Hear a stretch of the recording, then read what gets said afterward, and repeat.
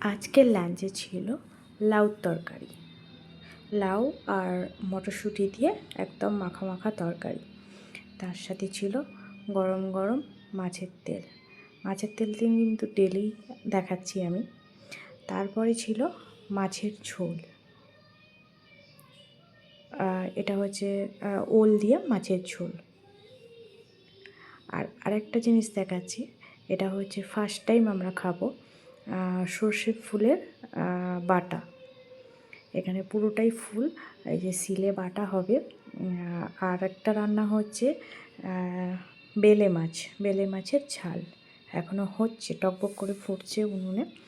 তো চলো, এই ছিল সর্ষে ফুলের বাটা, মানে সর্ষে দিয়ে লঙ্কা, কালো জিরা এগুলো দিয়ে একদম ভালো করে শিলে বাটা, তারপরে ভাজা হয়েছে।